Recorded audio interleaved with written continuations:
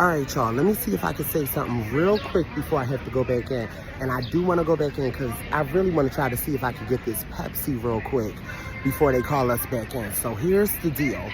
Capricorn Clark just gave her testimony. We got through the prosecution questioning her, and now we're at the very top of the defense questioning her, and Mark Agnifilo, who is the lead defense attorney, is getting ready to ask her a bunch of questions. So we already know what they're going to do. He revealed a text message that came from her to him. The text message was in 2021, and she basically was like, well, I just wanted to let you know that, you know, back in the day, I had a crush on you. And this was in 2002, which is when Capricorn Clark met Puff. And it was her and her friend Jeanette, and it was like they were like this threesome of just friends. She wanted to make it clear. And, you know, then in 2004, she got the job working as his personal assistant. Now, these two white personal assistants that were working for him were making over 6 figures. But Capricorn Clark, when she was working for him, she said she was only making $65,000. Now, y'all know I didn't like that. But getting to the fact that within the first couple of seconds of her taking the stand for the prosecution, they asked her, did she get kidnapped? And she said she absolutely did. So Puff banged on her door in California and asked her and was like, why didn't you tell me? And she was like, tell me what? And she was like, tell you what? And he was like, about Scott. And she was like, who's Scott? I don't know a Scott. And he was like, that nigga Kid Cudi, whatever. And she was like, oh, Cassie's friend. Child, he said, get your clothes on. We getting ready to go kill this nigga, whatever. And so he literally made her get in his car and this Escalade E-Class, she said. And they got in a car and they drove to Kid Cudi's house.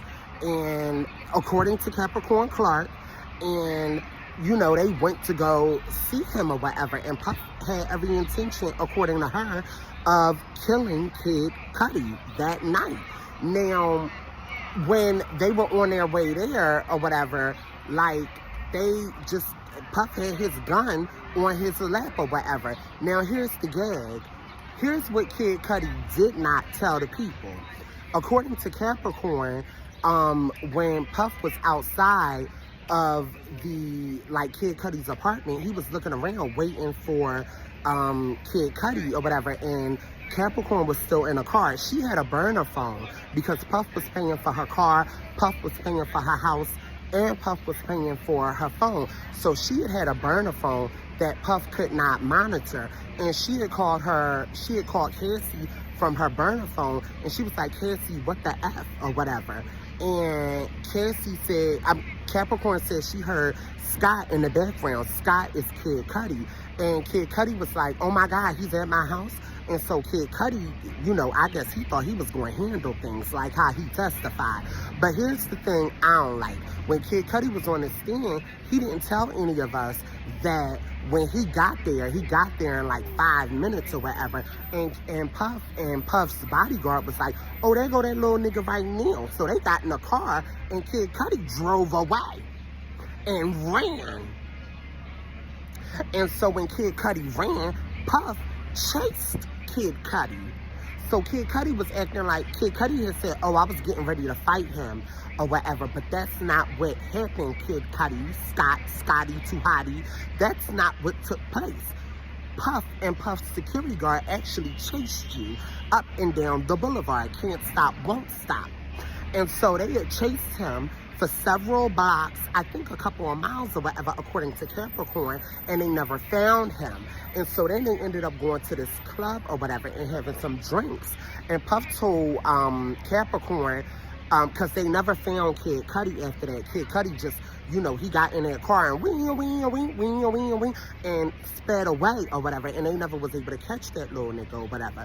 And so then Puff told Capricorn, he was like, call Cassie and tell Cassie, I got you. I'm not letting you go. And the only way I'm going to let you go is if you go get Cassie, period. And so Capricorn, hey girl, period. Oh, you look cute. Yes. Thank you, period. And so Puff told Capricorn, call Cassie, tell Cassie, I got you. I'm not letting you go. The only way I'm gonna let you go is if you go get her. And so that's what Capricorn did. And Casey was like, okay, fine, go get me then, or whatever. So that's what Capricorn did. Capricorn went and got Casey. And so Capricorn got Casey, and Capricorn went to Puff. And Puff was like, y'all gotta go tell Kid Cudi, he better not file a police report. If he file a police report, I'm killing all y'all niggas right now, period. I'm killing all of y'all. It's gonna be, that's what it is. I'm killing all of y'all, period, or whatever. And so that's what they did. They went, and Capricorn said, we had to relax our nerves, so we all got high, or whatever. And so her, Cassie, and Kid Cudi had got high. And y'all know Kid Cudi like to get high, allegedly. And so they had all got high, and Kid Cudi was like, oh my God, I can't believe all of this happened, or whatever. And so, but Kid Cudi did file a police report, I think, about the break-in, even though he had left his door unlocked or whatever. But again, on Thursday, when Kid Cudi came in to testify in them tight jeans and that leather jacket, he had never said any of this or whatever. He had never said that him, Cassie, and Capricorn was getting high. And so, then I need to go hurry up and get this Pepsi, y'all. So then, but he ain't, when he filed the report, he ain't never mentioned Puff or whatever. So, and then I'm gonna walk to the security child, because I gotta hurry up and get this Pepsi. I wasn't playing, y'all. So then they hurry up and they get the, so long story short, they end up taking Cassie. Hey, Tisa. All right, so then they get the Pepsi or whatever. I know, not the Pepsi. That's what I'm about to get. Okay, sorry, well, pick one. Which way we going? Shoot. So then they hurry up and they get the Pepsi or whatever. Or they, you know what, they're not going to let me take this inside.